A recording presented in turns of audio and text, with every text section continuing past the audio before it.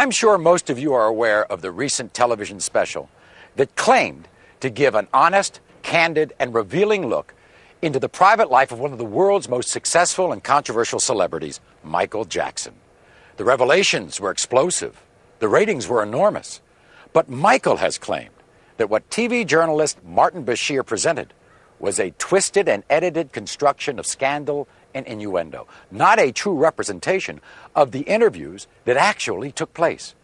In the next 2 hours, we're going to give you an opportunity unprecedented in the history of television. We're going to show you footage that was never intended to be broadcast.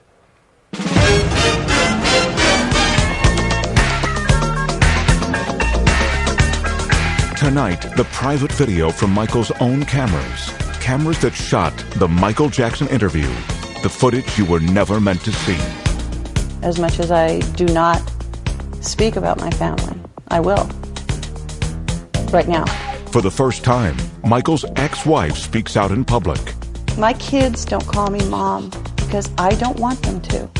You'll find out what really happened during the astonishing incidents with his children in Germany. And I've seen people that flip their kids up in the air, do somersaults and catch them. To be honest with you, I think wait another 4 or 5 years, the kids will come in front of a camera and they will defend their daddy. You'll hear about Michael's childhood. One of the things I can see this man tried to do, he tried to pin something on me where I was real brutal. You'll find out how Michael really feels about his father. He doesn't know this, but I walk in the room and his presence would be there and I would faint. You'll hear about Michael's surgery that the other special didn't mention. The whole top of his head caught fire right in front of my eyes. You'll hear the truth behind Michael's children and their disguises. Michael's very proud of his children. I'm the one who's terrified. You'll go behind the rumors of the Neverland Ranch. Never do it. I would slit my wrist before I would hurt. And find out how those rumors have driven a family from their home. Gavin called me. He was crying on the phone. He went in gas station. The kid in gas station, they start kidding. Oh, you are the kid doing this with Michael. You slept with Michael. They ruined this kid's life. You'll hear from the people closest to Michael. I've heard someone say on the television that no one should be allowed behind those gates at Neverland, especially the children. They don't even know what they're talking about. Plus, a surprise revelation from the man behind the Michael Jackson interviews. There'll be a lot of controversy about this. This is tabloid stuff. Well, you're beyond this. I know. You're a respected journalist. All tonight on the Michael Jackson interview. The footage you were never meant to see. Hosted by Maury Povich. With Mr. Bashir's full knowledge, Michael had his own behind-the-scenes camera documenting the major interviews. The quality of the audio and video may be a bit raw at times, but it will enable you to see and hear the interviews as they actually happen, and will allow you, the viewing audience, to draw your own conclusions. And while Michael Jackson has provided this footage to us, he has absolutely no control over the editorial content of this program. But who is Martin Bashir? And how did he get an exclusive interview with one of the most reclusive pop stars the world has ever known? In 1995, this little-known British journalist caused an uproar when his sensational interview with Princess Diana revealed details of her extramarital affair. Since then, he has scored interviews with some of England's most notorious newsmakers, becoming somewhat of a celebrity himself. Martin, quick word for the evening news. His interview with Jackson was, as he put it, a request to show me the real man. But show me everything. Make nothing off limits. Michael agreed, and the first interview was scheduled for the summer of 2002. In these photos of one of Bashir's interviews with Jackson, you can see the camera that captured the footage you were never meant to see. It's mounted right there on the light stand. This is the view it was capturing at the last interview. And this is the shot from the very first interview at Neverland.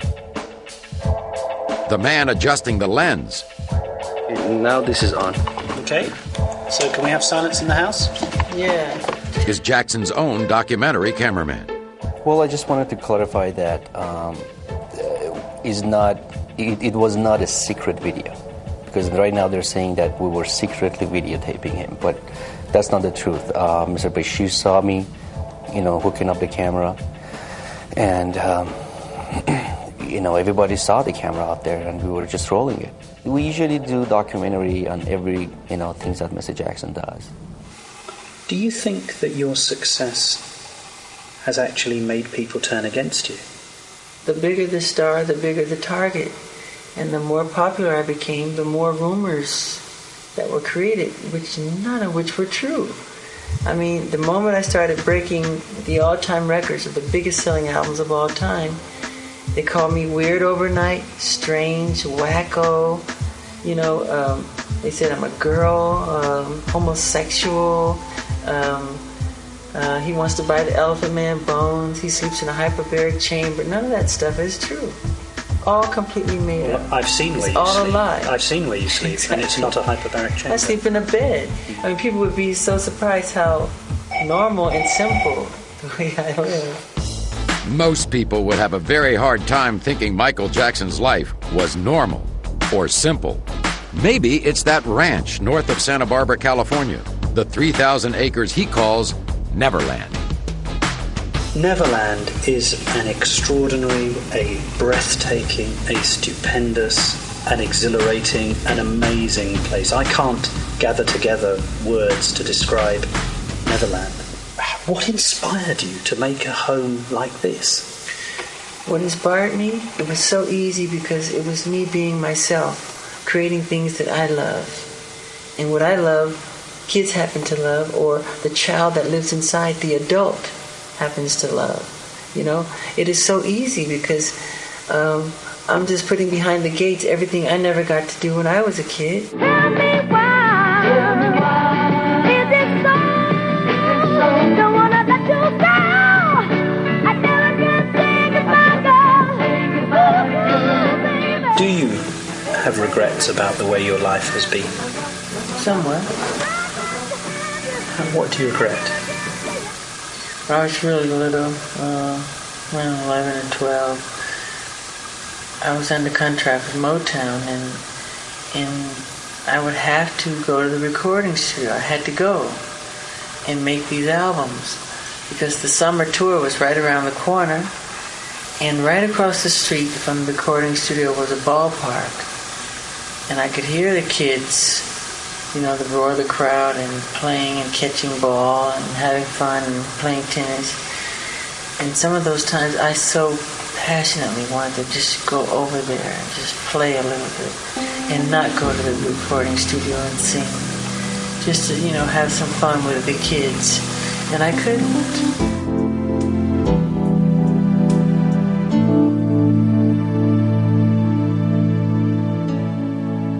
People say, why is he always with children?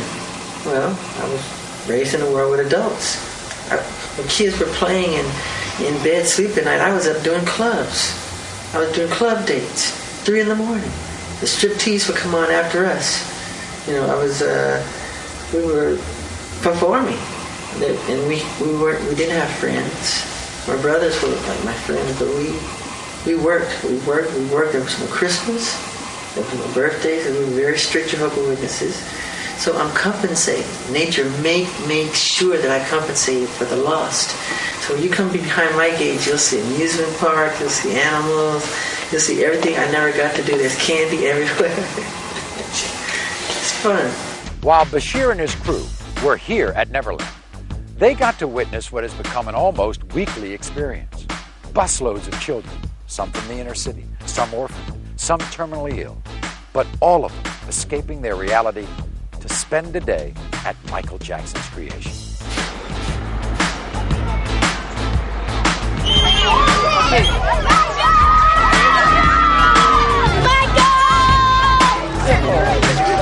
Listen, kids.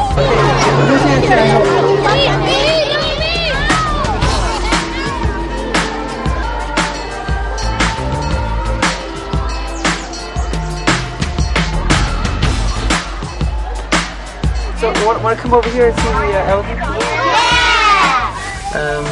I feel totally at home with them. I can talk to them one-on-one because they don't judge you. They're not looking for anything. They just want to have some fun, And that's the same with myself. And I can connect to that, I can understand that. And the fact that I missed out on so much as a child. As soon as they come in the room, for me, the room lights up. I like the sound it makes. That's great. That's great. They're really funny. Oh my God, they're funny. Didn't one of them say something funny to you yesterday about... Yeah, one of the boys said to me, he said, he saw all the rides and all the amusements, and he said, Michael Jackson, you own all of this? I go, yeah. He said, you paid for all of this? I said, yeah, I did. And you still have money left over? That's exactly what he said to me. I said, yeah. I said, yeah. He goes, I can't believe it. He said, I can't believe it. That's exactly what he said. He was amazed that I still had money afterwards. We're Make-A-Wish staff members, and we are escorting all the Wish families that came to meet Michael. It's just great to be a part of it and see how happy they are.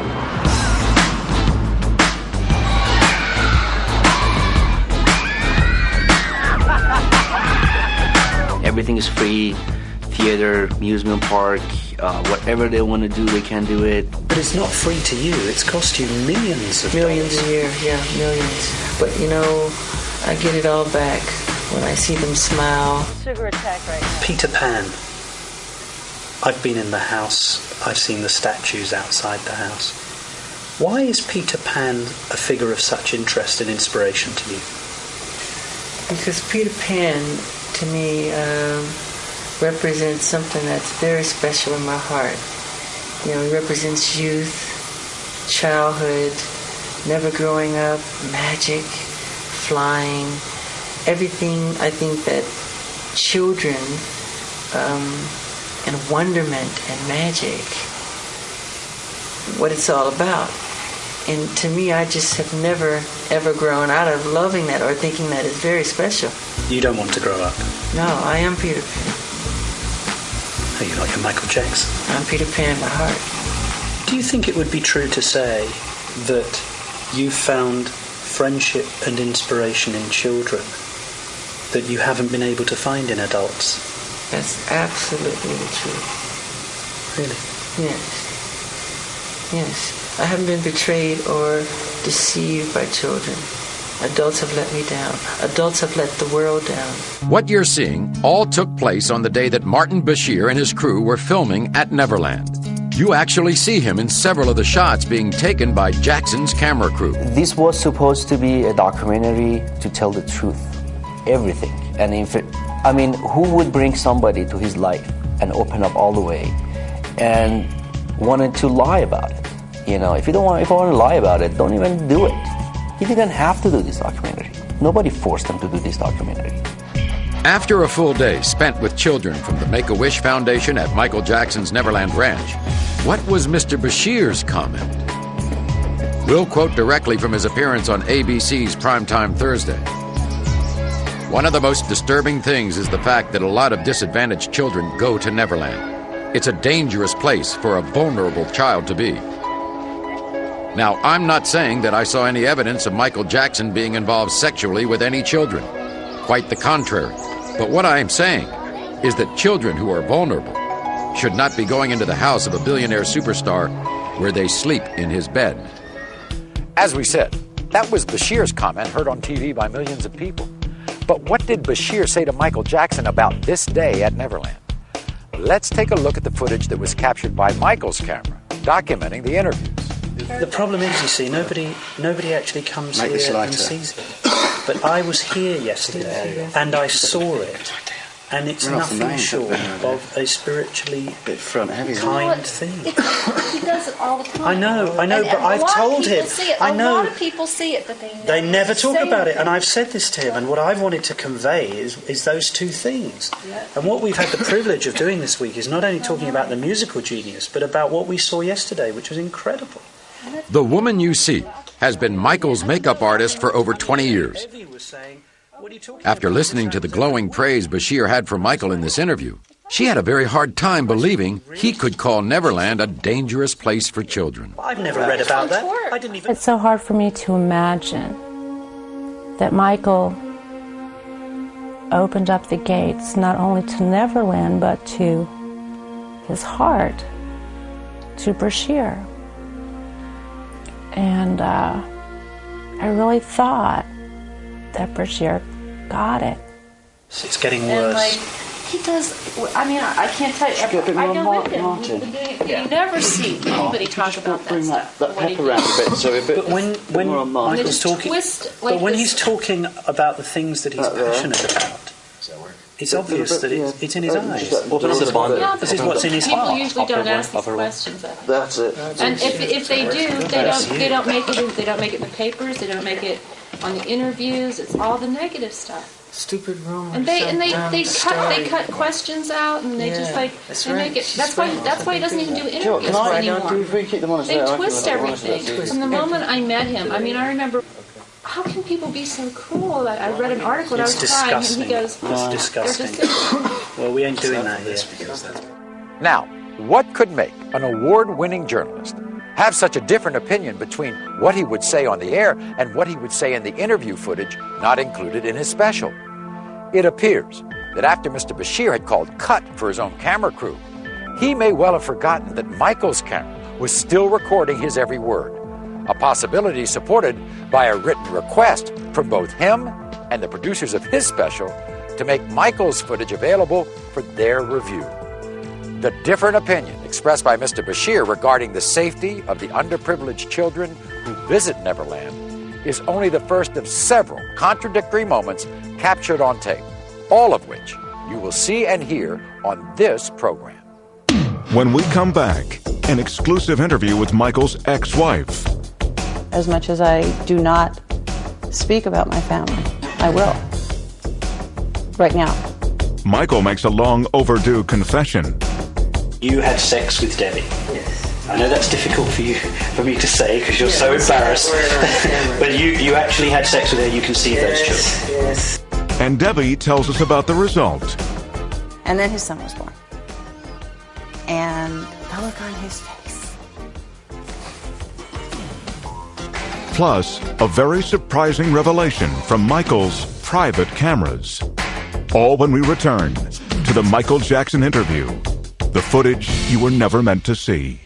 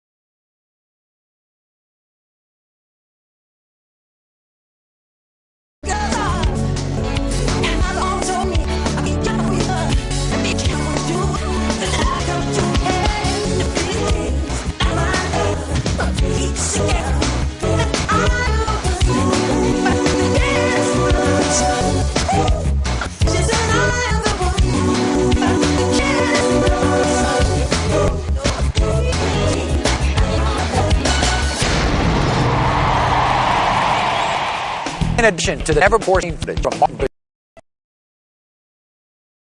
As much as I do not speak about my family, I will. Right now. When I was talking to Prince one day, he said to me that he didn't have a mother. You said he didn't have a mother? Yeah, I said, Prince, where's your mummy? And he said, I haven't got a mother. That's right. Did you tell him to say that? Mm. What do you think he means when he says, I haven't got a mother? Like he said he didn't have a mother. My kids don't call me mom because I don't want them to. They're Michael's children. It's not that they're not my children, but I had them because I wanted him to be a father. I believe that there are people who should be parents. And he's one of them. And he is such a fabulous man and such a good friend. And he's always been there for me. Always. From the day I met him. I could do something for him, and this is what I wanted to do. Most people think Michael and Debbie's relationship was very short-term. Actually, they met over 22 years ago. Was it intense, Bam? No. No, it was over time. It was over time. I think it was 18 years, 17, 18 years that I knew him when I had Prince. In that time, they've gone on some very unusual outings, often with Michael in disguise. Yeah, he'd call, "What are you doing?" "Nothing, what are you doing?" When I go to the video, yeah. You know, we'd sneak out without security. We got caught. I was, oh my God, this is like a Beatles film. We're getting chased by people. We'd have to call security and bail us out. But yeah, we'd go out and do stuff. So you'd go out sneak to him the into ranch sneak him into premieres and things. Yeah, we had a good time. We had a good time. He's always a lot of fun. When did Michael start talking about wanting to have kids? Was this when he was still with Lisa Marie, or? No, they had broken up, and I was trying to console him because he was really upset, and he was upset that he said he really wanted to be a dad, and I said, "So be a dad." And he looked at me puzzled, and I said, "Let me do this. I want to do this. You've been so good to me. You're such a great friend. Please let me do this." I said, "You need to be a dad. I want to do this." And he, no. I nagged him into it, if you will. She's a wonderful person, too. She knew that Michael Jackson loves children. Yeah. And she knew that Michael Jackson wanted children. That's why. And she was... You need to be a daddy. Right. She said you needed to be a daddy. More than she needed to be a mother. Yeah. She wanted to do that for me as a present. And if you're talking about romance, maybe then, if you want to have a marker, if that makes you and the rest of America feel that they need a marker, then you could probably use that. Once Debbie's pregnancy became common knowledge, the tabloid world had one burning question. Did they or didn't they? The first two Crystal Paris from Debbie, which was natural conception. You had sex with Debbie? Yes. I know that's difficult for me to say because you're so embarrassed. But you actually had sex with her. You can see those children. Yes. From the first moment Debbie learned she was pregnant, Michael warned her of what was to come. He said, "You don't know what they can do." And I said, "Oh, Michael, come on. We're having a baby. Normal people have babies. We're having a baby. Come on. How can that be weird? We're having a kid. That, if anything, that's beautiful. That's wonderful. It's great." Boy, was I wrong. I found out at one point a picture of me pregnant was worth $500,000. To who and why? Have they never ever seen someone pregnant before? Am I supposed to look different pregnant because it's Michael's baby than someone else? As you've heard, the decision to have Michael's child was easy for Debbie. The actual birth was another matter. And we were very excited. Michael was definitely more excited than I was. You know, he was so excited when we had a contraction. And he was there.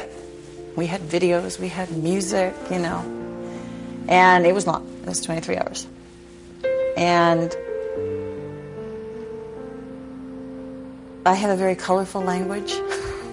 And every time I went to say something, Michael would cut me off with shoot or fudge. Oh, he doesn't like cursing. Or he didn't think it was necessary when there were other words would do. So, but he was there the whole time, held my hand, stroked my head. I think I puked once, and I was so embarrassed, and he was like, stop. You're fine. This is beautiful. This is wonderful. I said, I'm going to die. No, you're not going to die. This is great. Okay, we're crowning, and Michael, he's right there. And he goes, oh my God, this is so beautiful. Now, having come from a medical background, there is no way, blood and stuff, there's no way. It can't. Sorry, I don't come from that background. It's like, Michael, it can't be that beautiful. Oh, he was welling up. And then his son was born. And the look on his face.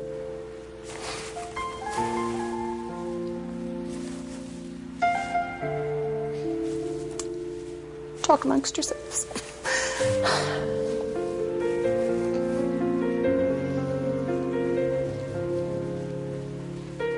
I'd never seen him that happy. And that's what made it wonderful for me, was to see the look on his face. The birth of Prince Michael was soon followed by a sister, Paris. Yeah, we were kind of told we should wait.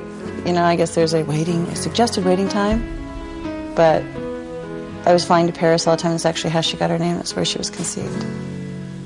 Do you not think, though, that your children would benefit from contact with their mother? No, but she doesn't. It's private information. She doesn't. She can't handle it. She can't handle her own children? Yes, I can't reveal that because I don't want to make anybody upset. While Michael may seem reluctant to discuss Debbie's absence from their children, Debbie had no reluctance whatsoever. People don't understand that. And they want a traditional, they think that something has to be traditional, and they have this notion of beaver cleaver. That wasn't reality in the 50s, and that's not reality, in the 21st century. We have a non-traditional family, and if it makes people uncomfortable, it's a shame that they're not more open. We are a family unit. Michael and I will always be connected with the kids. I will always be there for him. I will always be there for the children. And people make remarks, I can't believe she left her children. Left them? I left my children? I did not leave my children. My children are with their father, where they're supposed to be. She preferred them to be with me than with her. So, this mother carries both children for 9 months in her body, and she gives birth to them, and she prefers that they have nothing to do with her. Split up because they got to a point where I couldn't deal with it. I couldn't deal with the fact I couldn't go to the grocery store. For 2 reasons. 1, I'd get followed. 2, I'd have to look at crap on the newsstands that are right at the register as you go out that wasn't true. I wasn't used to it. I like doing things for myself. Michael is more than generous. He said, we don't have to go to the grocery store. No, but I want to. I really want to. I want to go back to what I can go back to. That was what I was used to. That's where I'm comfortable. Doing this is very uncomfortable for me. Talking about these things is extremely uncomfortable for me. But it's hard when you're an entertainer, It's hard to have a marriage, and one day I'll be married again, but it's too soon. I went through 2 tough divorces. So I'm married to my fans. I'm married to God. I'm married to my children. I'm married to life. Coming up, the notorious incident that had the whole world talking. And it happened for like 2 seconds, but when it gets on the news, they slow it down. Michael's mother reveals what it was like to grow up in the Jackson 5. Joseph didn't beat him or anything like that. We just disciplined him out of love. And we find out why Bubbles had to go. Because chimps, they get to an age like teenage kids do, where they want to challenge their parents. All when we return to the Michael Jackson interview. The footage you were never meant to see.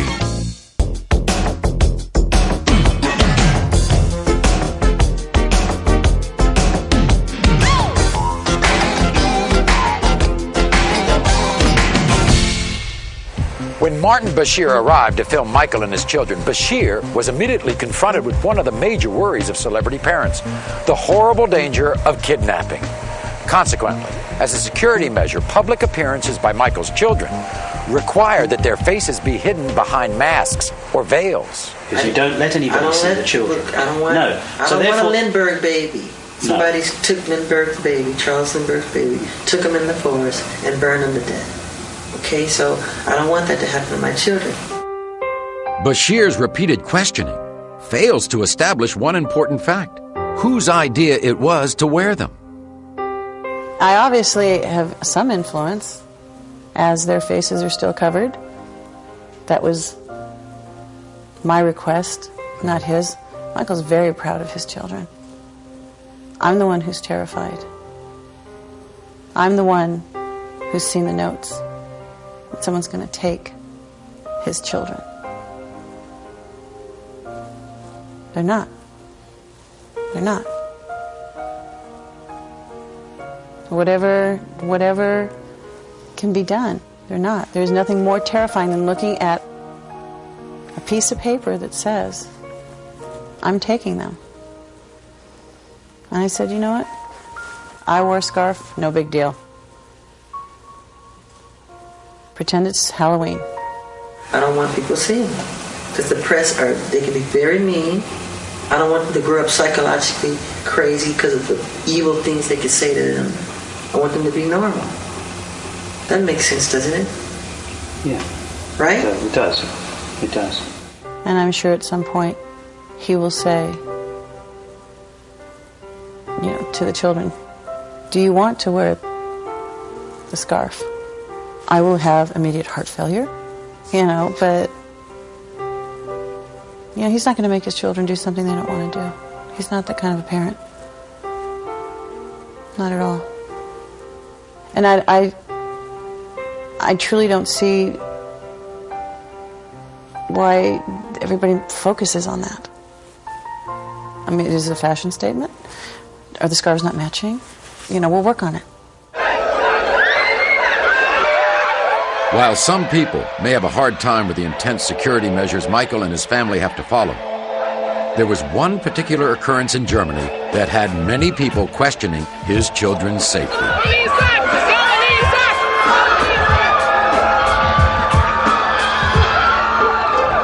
Take, for example, what happened in Germany, where there was a huge outcry, and you suffered a great deal of negative comment in the press. Yeah. Was there no one in your group who said, Michael, even though you're not going to damage your child, and you would never harm your child, but Michael, if you dangle blanket over a balcony, you are going to be severely criticised? No, because... Was there no one in the room who would say, Michael, don't do it? My governesses were up there. And they didn't say no? No, because I was holding that baby strong, hard, tight. No, that's exactly what I'm saying, though. And I know better.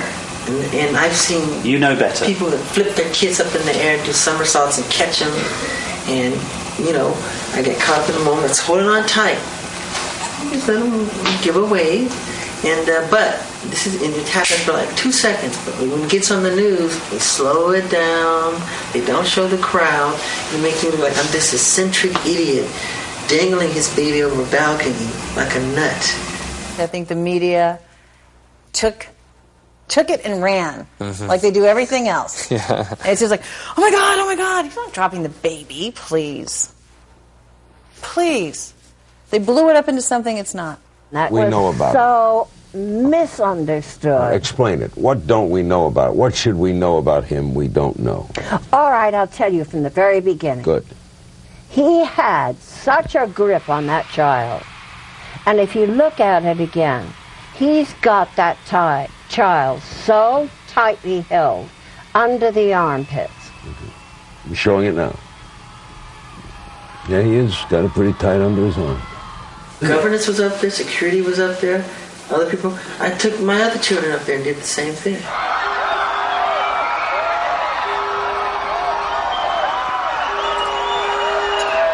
like I said before, he's very proud of his children, you know?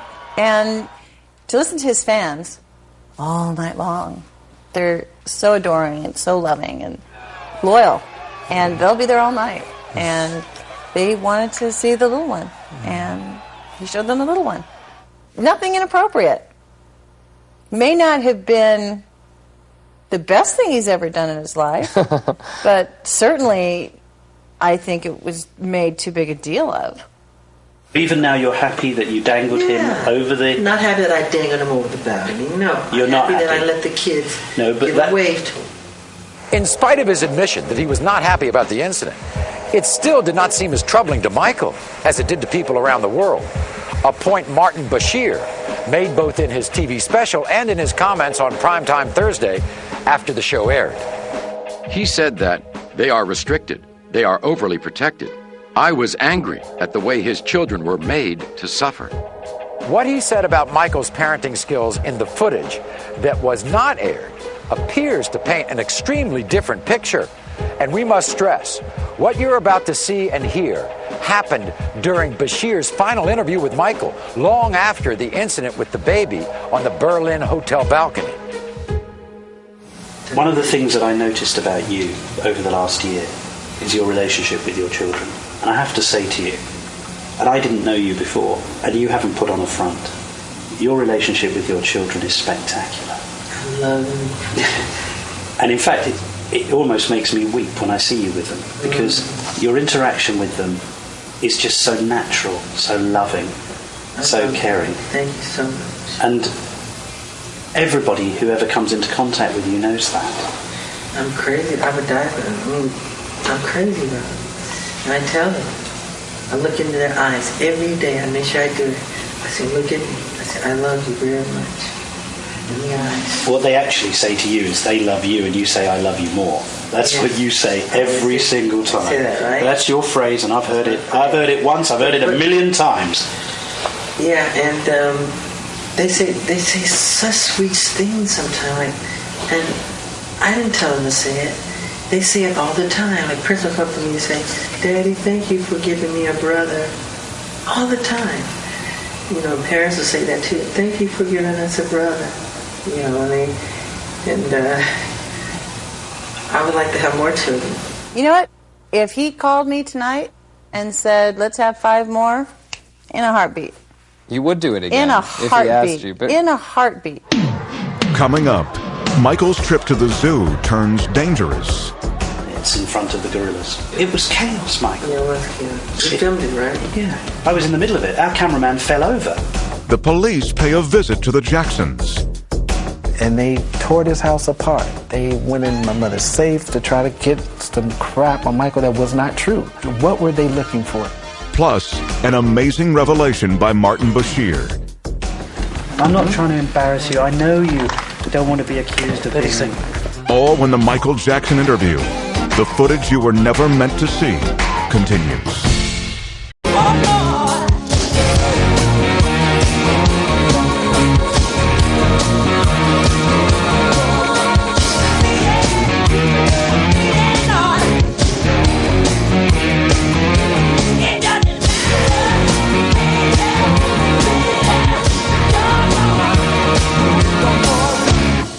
Now, what could have persuaded one of the world's most reclusive superstars to grant an interviewer and a camera crew entrance into his life?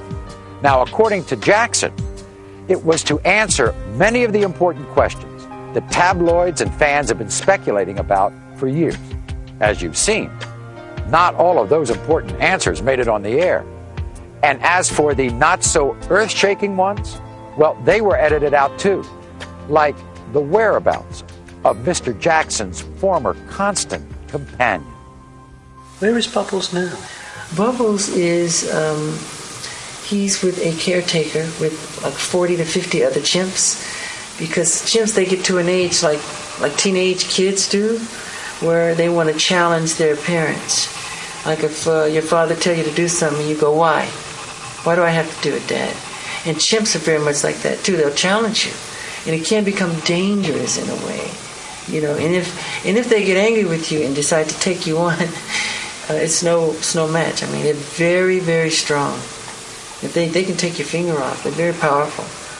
But while Bubbles was living at Neverland, Bubbles, the other animals, and Michael were virtually inseparable. Many people made fun of me with my animals, you know.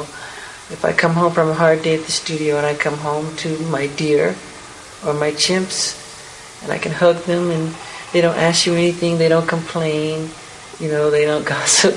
They just want a hug and some love and get on with it. You know, where's the pizza? Whip out the ice cream. Because the chimps, they love snacks. And, you know, they run around and they help me clean the room and they help me fix up things, you know, and their DNA is literally identical to ours if you look in the microscope. And they're amazing. Chimps would help you clean the house? Yeah, they help me clean up my room. They help me dust. They do windows. They flush the toilet after they use the bathroom.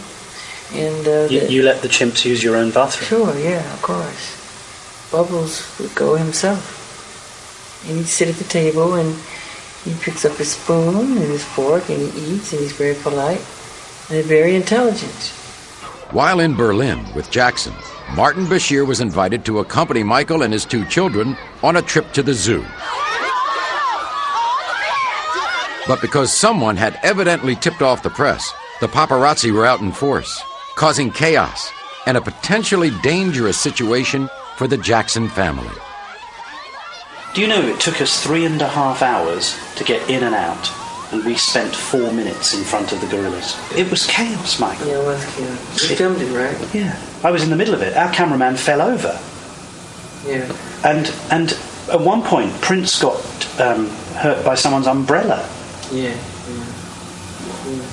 Do you really think it was worth the pain of 3.5 hours for 4 minutes in front of the gorillas?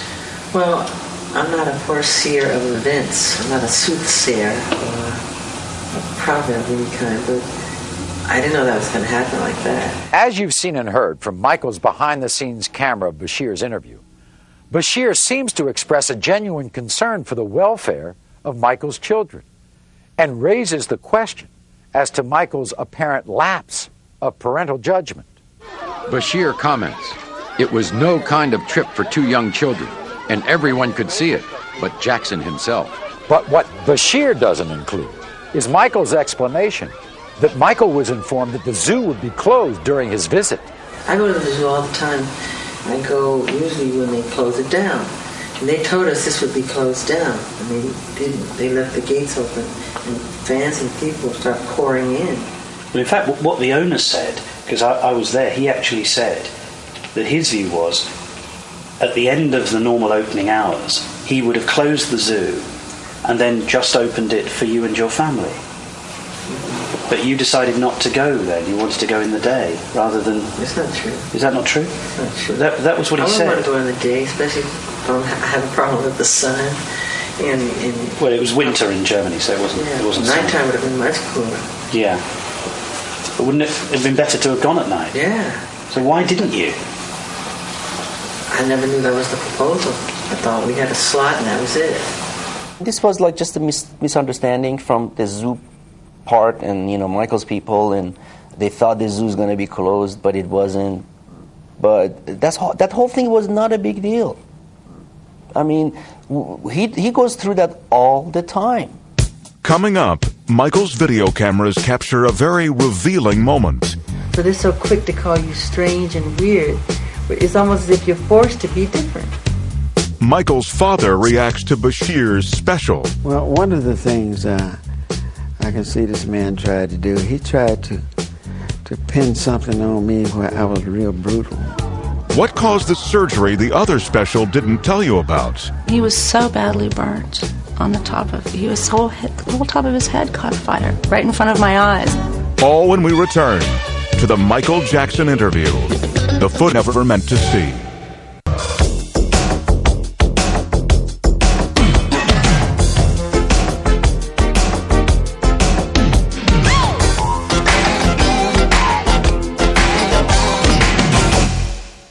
In the past hour, you've seen a British journalist ask some tough questions. What hurts you most? When they lie. The lies. They're complete lies. And some tougher questions. You had sex with Debbie. Yes. I know that's difficult for me to say because you're so embarrassed. You're about to hear Michael Jackson's family rally around him, voicing their support. They can go and talk to these children all they want. They're not going to find anything. What they need to do is leave him alone. And voicing their disagreement.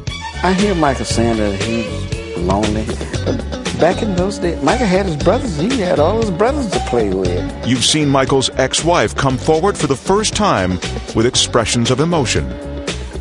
I'd never seen him that happy. And that's what made it wonderful for me. And expressions of strength. I do not leave my children. My children are with their father, where they're supposed to be. But most of all, you've seen Michael Jackson's own private cameras catch the good. I think God outdid himself when he created children. The bad. If you dangle blanket over a balcony, you are going to be severely criticised. The strange. You let the chimps use your own bathroom? Sure, yeah, of course. Bubbles would go himself. And the strangely human. I am Peter Pan. Oh, you're not your Michael Jackson. I'm Peter Pan by heart.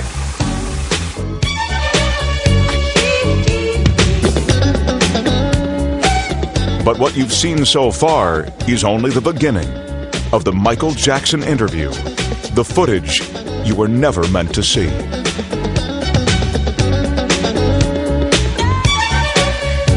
Oh, baby, give me one more chance. Show you that love you. Won't you please let me back in your heart?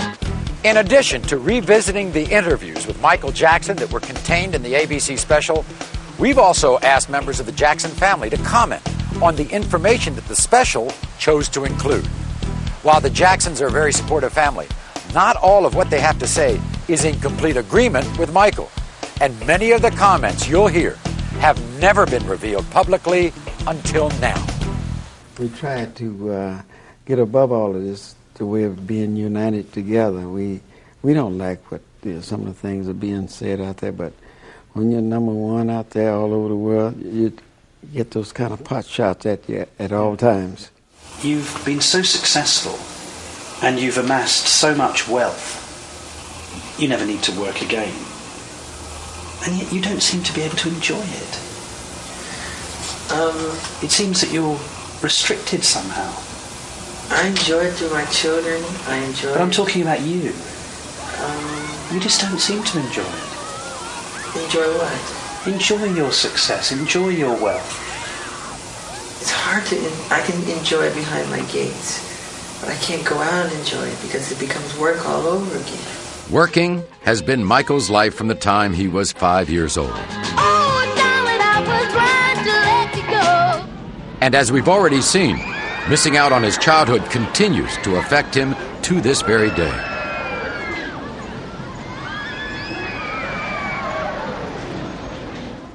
You often seem very lonely. Is that true? I used to be very lonely, painfully lonely. So, you have no idea. I used to walk the streets looking for people to talk to.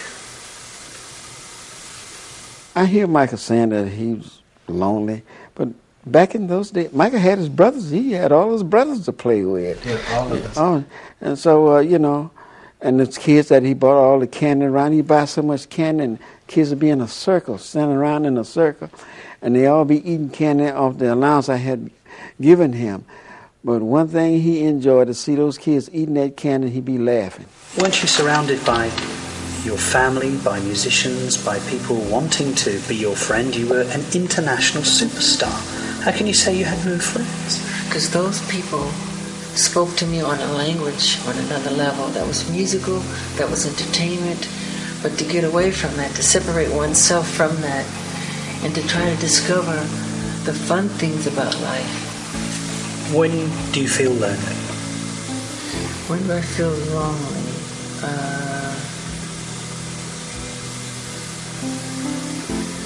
I can be, usually in hotels when there's thousands of friends chanting, you're out in the street, They're using sleeping bags and they're chanting how much they love you and everything, and you can't get out. You feel trapped inside, and you just cry. You feel lonely, you know. And there's all that love out there, but still, you really do feel trapped and lonely that you can't get out. And if you go to a bookstore, if you go out, if you go to a club, which I don't like clubs, you know, every book you buy, they want to know, why are you buying this? Why is Michael Jackson buying this? Why is he reading this? Or you go to the club, as soon as you go in there, every song is my song, as if I want to hear my music. And everybody starts chanting for me to dance. So it becomes a show all over again. So you can't go anywhere. So wherever you go, you know. That's not much of a life, is it? I know, it's difficult. And I don't want to complain like I'm complaining, because it comes with the territory, but I don't think people understand the other side that comes with it. So they're so quick to call you strange and weird, but it's almost as if you're forced to be different, because it's not normal life, you know? I can do the normal things, go to the store and buy a piece of bread, a piece of candy or something. He can't do that. So that would cause you to become a recluse or to sort of be withdrawn. Do you not sometimes wish that you could go to the local store and of course buy yourself some food and come back, or of go course. to a bar? I want to go to the market, like one of those markets, and take one of those carts and throw some food in there and go down the aisle. I would love to do that. Can you do that? No, of course not. Of course not. I tried, and the whole place stops, you know, and everybody's chanting and getting your autograph, and it's hard. It doesn't work. That's why I love putting on disguises. One of the disguises Michael would wear in public was from his music video, Ghost. A makeup process that took several hours and would turn him into a completely unrecognizable and very large white man. I'll sit on a bench at Disneyland, a fat suit. I just sit there and I love it. I learned so much. Watching people, studying people's characters. And that's what I like. I like going inside. And that's the same thing with performance.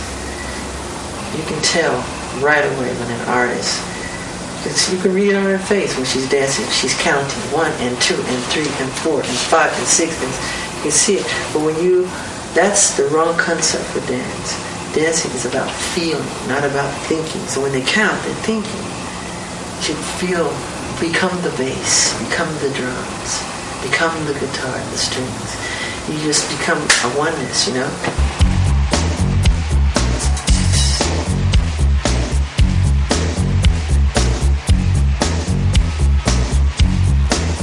That's very important. But that's real. But that's Michael Jackson talking as a performer. I love performing. But that's not. I wish I could sleep on stage. But that's not Michael Jackson the person.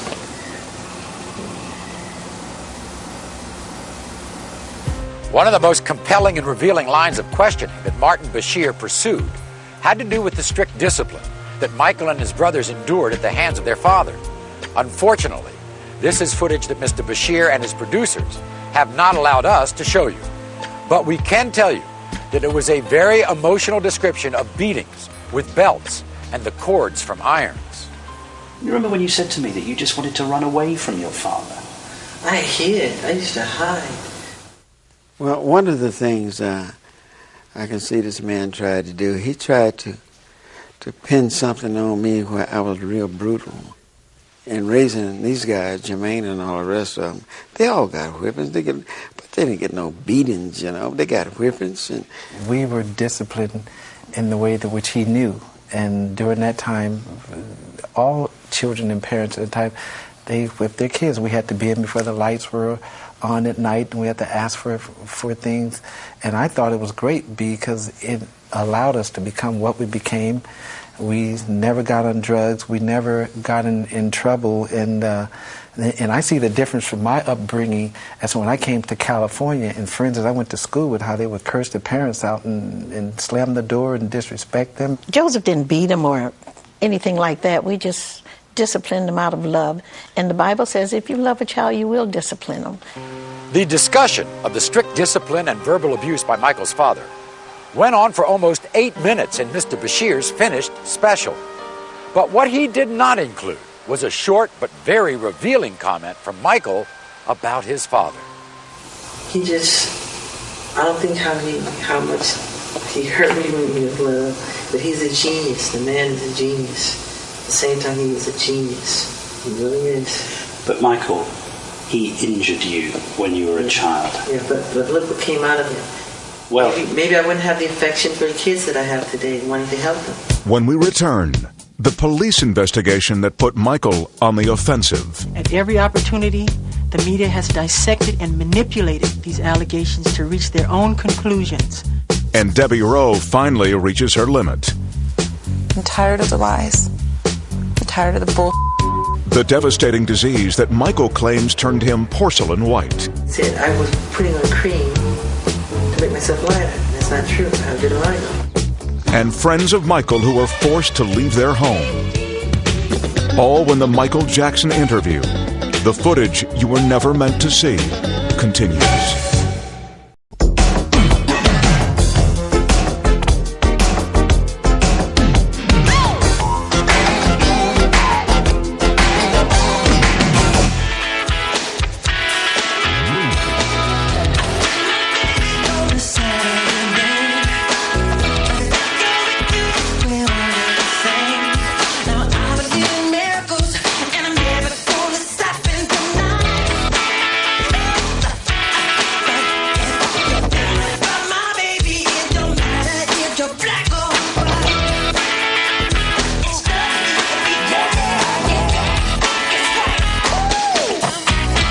Without a doubt, one of the most controversial topics of Michael Jackson's life is his relationship with children.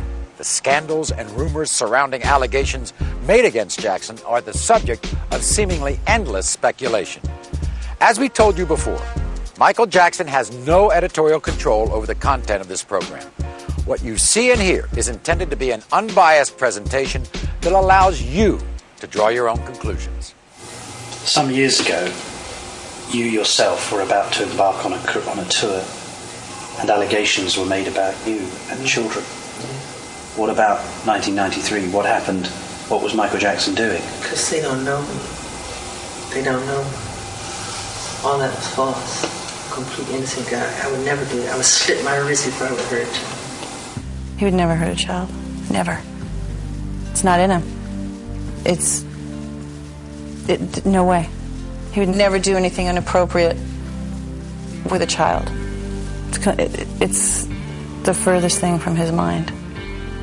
When those allegations came, 93, I think it was devastated. I mean, talk about going for the jugular. At every opportunity, the media has dissected and manipulated these allegations to reach their own conclusions. I ask all of you to wait and hear the truth before you label or condemn me. I watched Michael after they accused him of that child molestation.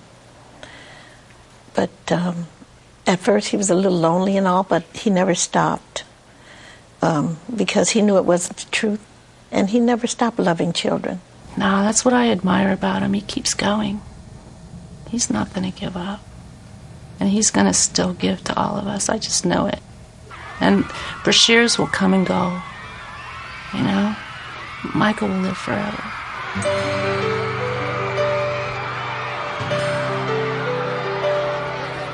Apparently there's some confusion with sleeping in beds. My favorite thing to do is to sit in bed and watch TV. If you're coming over, take your shoes off, get on the bed, or watch the TV. Michael was never indicted. I said he was never charged. He was never anything. Now, they came in this house, right, and they tore this house apart. They went in my mother's safe. They went in, and they tore it up, and they went in my mother's high blood pressure pills, and they were looking at. I mean, just what were they looking for? They were trying to get some crap on Michael that was not true. What hurts you most? When they lie. The lies. They're complete lies. And it hurts. And it hurts me because I know there's children out there who has to hear that crap.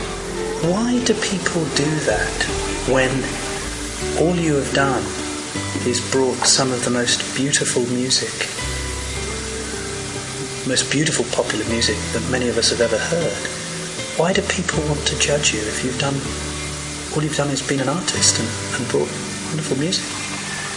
Because with success, people become jealous. It hurts to be misunderstood. No matter how much you try to put people on track, there will still be some judgment. Things said that it's so far from the truth. Following the broadcast of Mr. Bashir's special, the speculation about what went on in Jackson's private life was once again headline news, primarily due to the story of Gavin, a young man who had reportedly been dying of cancer. Gavin was somebody who was diagnosed with cancer. Doctors gave him, I think, 3 weeks or 1 month to live. One of his last wishes was to meet Michael, a request fulfilled through Los Angeles businessman Jamie Masada. Then he said to me, he said, under his breath, he said, I want to meet Michael Jackson. At that point, I didn't know Michael Jackson. And I just came out of the room, I started crying. I didn't know what to do. I called Neverland. I said, is any way you can get a chance to call the kid? Then I'll come in next day, and I said, Gavin, he'll have a little smile on his face. I said, Gavin, what's going on? He said, Michael, call me. Gavin and his family formed an immediate bond with Jackson, creating an atmosphere that many believe played a large part in Gavin's recovery. You know, 2.5 years ago, the doctor, they said 2 more weeks he's dead. Now he's alive.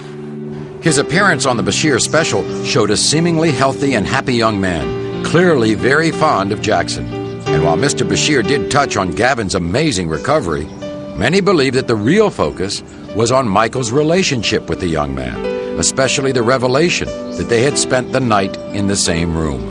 The thing is upset me right now. The reason I'm giving you in the interview, because Gavin called me. He was crying on the phone. He went in gas station. The kid in gas station, they start kidding. Oh, you are the kid doing this with Michael. You slept in Michael. It's horrible to do to a kid. This kid been through life. He's been through horrible life so far. Since Mr. Bashir's documentary aired, Gavin and his mother have gone into seclusion after being bombarded by requests for interviews from tabloids around the world. This statement released to the press by Gavin's mother says, I'm appalled at the way in which my son has been exploited by Martin Bashir. The relationship that Michael has with my 3 children is a beautiful, loving, father, sons, and daughter one. To my children and me, Michael is a part of our family. In addition, she is considering action against Mr. Bashir for including Gavin in his special without parental consent. You can only take the lies for so long. And I've reached my limit. And that's why I'm doing this. I'm not here to defend my boss. I'm here to tell the truth. I didn't really know how you behave with the people who come to the ranch and come to your home. I hadn't seen it. And you were the most generous person. But I looked around here yesterday, and some of the people really appreciated it. But others were greedy. Others couldn't help themselves. Do you sometimes despair of human nature? Yes. When we return, These chickens? Yeah. the behind-the-scenes confrontation between Martin and Michael over plastic surgery. What about your dimple?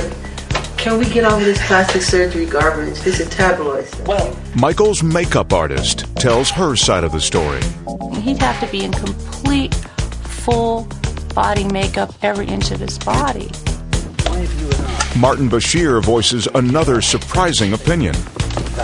So why have I never? Yeah. All when the Michael Jackson interview, the footage you were never meant to see, continues.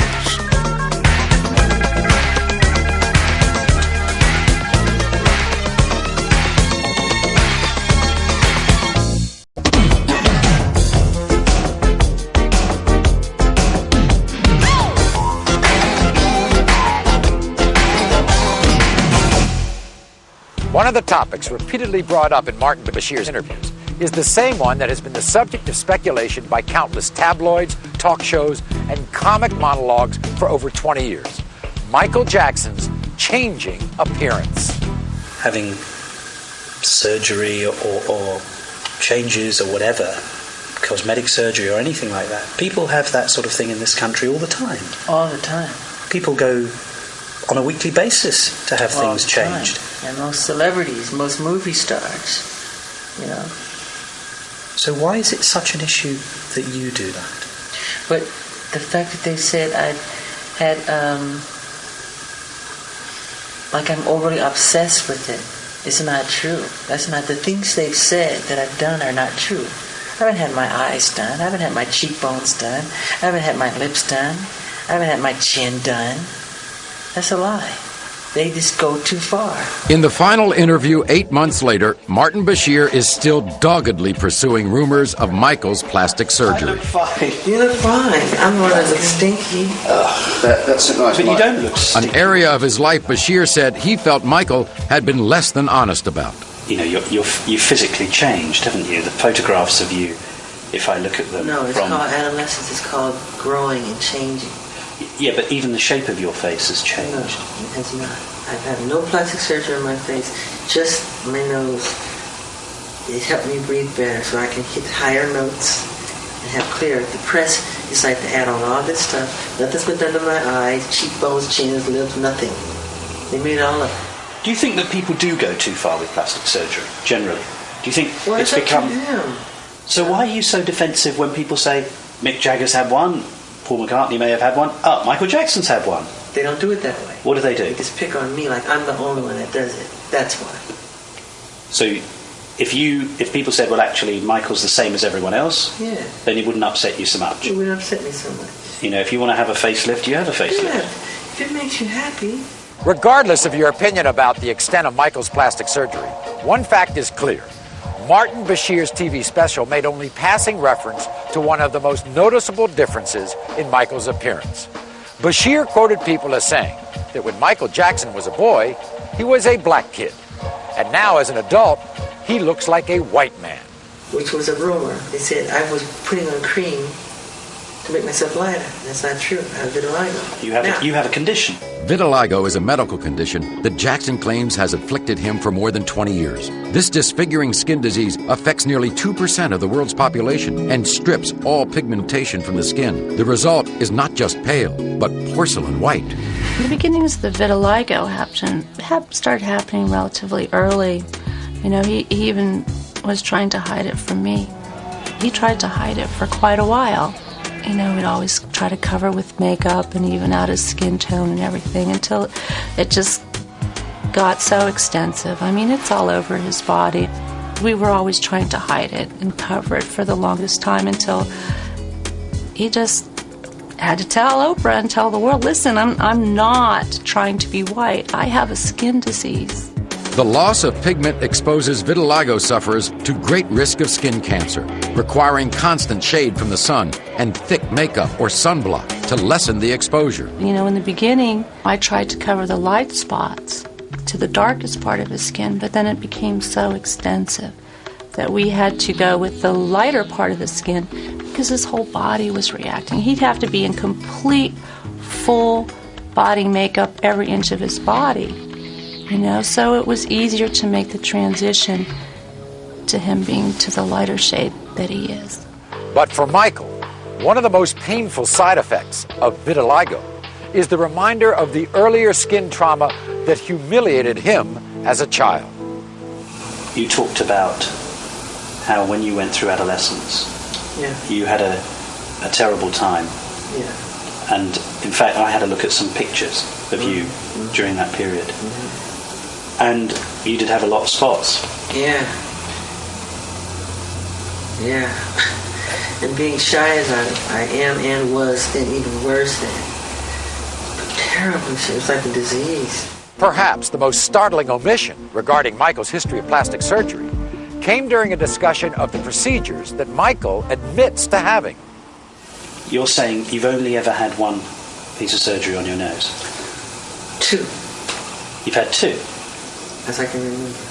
This is where the TV show stops. But had they included Michael's answer from just 10 seconds earlier, they would have allowed him to remind us of a serious injury that severely affected his appearance. No. I was severely burned. Yeah. But apart from having that surgery because of obviously the injury of the fire. January 27, 1984. Michael was shooting a commercial that attempted to duplicate a concert performance.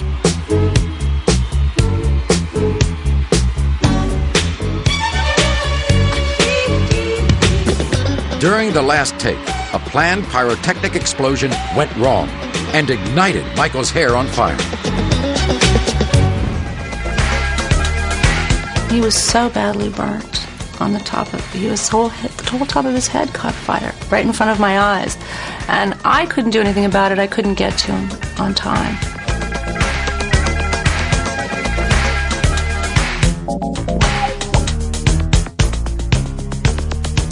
But Miko, Marlon Brando's son, was able to push away the barricades and jump on him and put out the fire with his bare hands.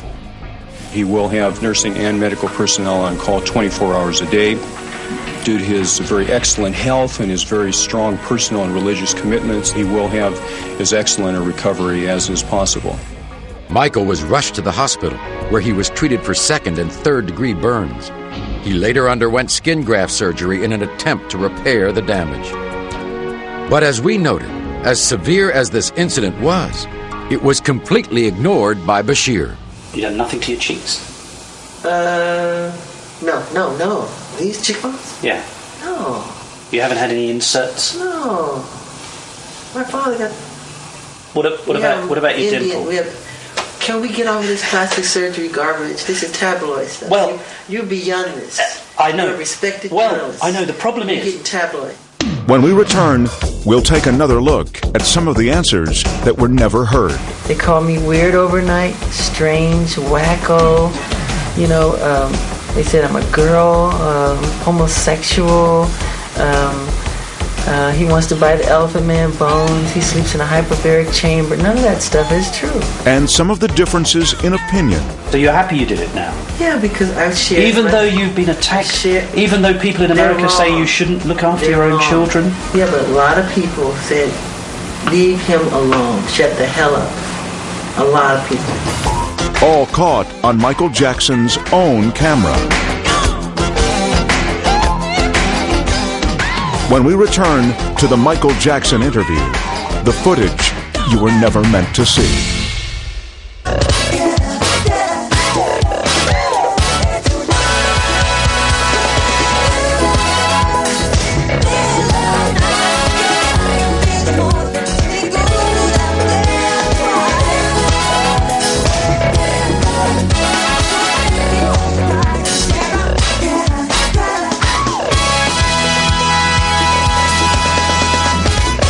One of the basic qualities of respected journalism is objectivity.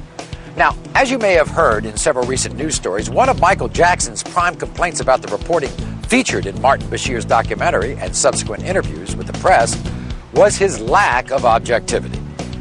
As we've already seen, some of Mr. Bashir's comments that made the air appear to be quite different than opinions he expressed in Jackson's behind-the-scenes footage. About Michael's ranch, Mr. Bashir's on-air comment was, "One of the most disturbing things is the fact that a lot of disadvantaged children go to Neverland. It's a dangerous place for a vulnerable child to be." But what he said behind the scenes was this. I was here yesterday and I saw it, and it's nothing short of a spiritually kind thing. This comment about Michael's method of raising children was included on Bashir's special. They are restricted. They are overly protected. I was angry at the way his children were made to suffer. But this was not. Your relationship with your children is spectacular. I love them. And in fact, it almost makes me weep when I see you with them.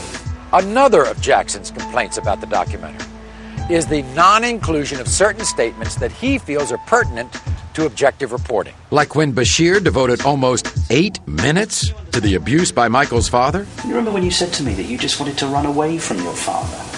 I hid. I used to hide. But did not include this short and revealing comment. He hurt me when he was little, but he's a genius. The man is a genius. On Michael's taking his children to the zoo, Bashir says, It was no kind of trip for two young children, and everyone could see it, but Jackson himself. But what you don't hear is Michael's response. I go to the zoo all the time. I go usually when they close it down. And they told us this would be closed down. And as far as probing for the truth about Michael's changing appearance, the subject of vitiligo was virtually ignored. And the severe burns and reconstructive surgery were never mentioned at all.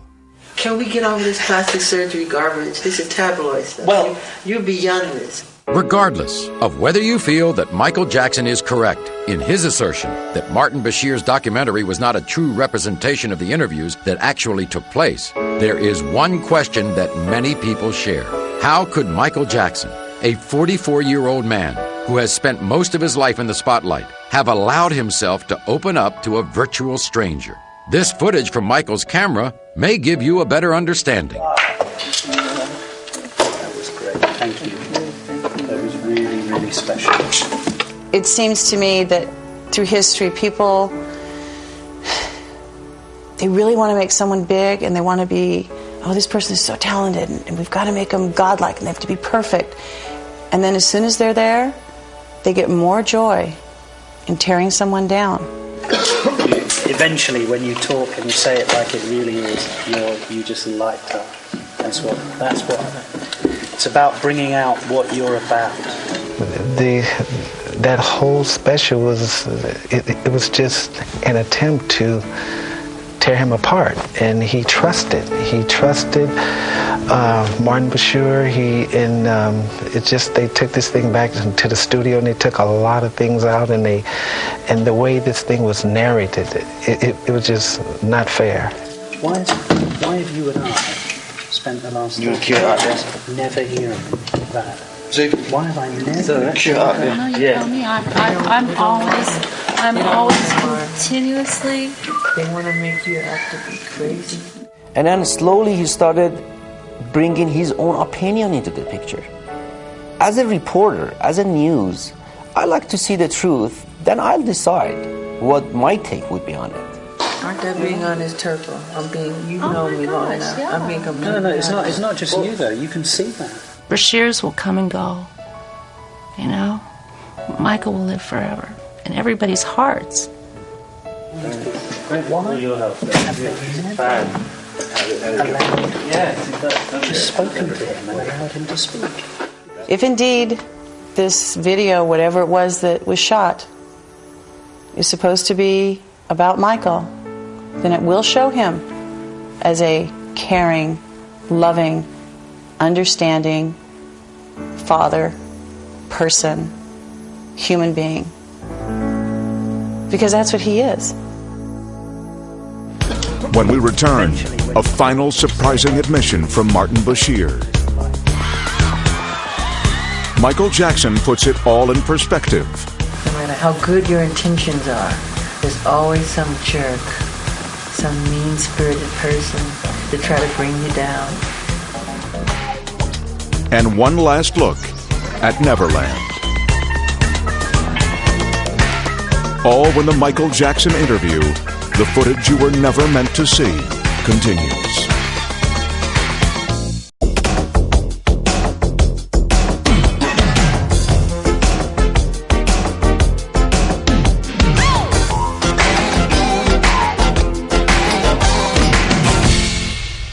No matter what you may feel about what you've seen on this program, it's hard to deny that Michael Jackson is a complex and controversial subject who elicits a passionate response from virtually everyone who comes in contact with him, whether through his music or his private life.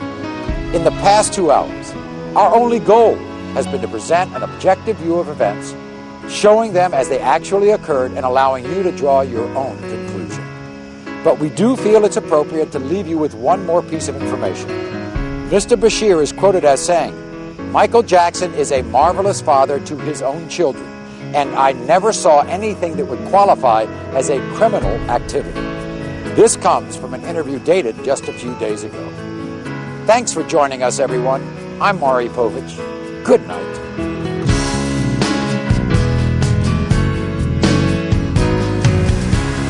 Do you sometimes despair of human nature? Yes. Yes, of course. I mean, can you ever do anything that's right? No. No matter what you do, there's always somebody that will say something about it. They're opinionated, you know? No matter what you do. No matter how good your intentions are, there's always some jerk, some mean-spirited person to try to bring you down. And all you wanted to do is bring some love and some joy, and, you know, that's all.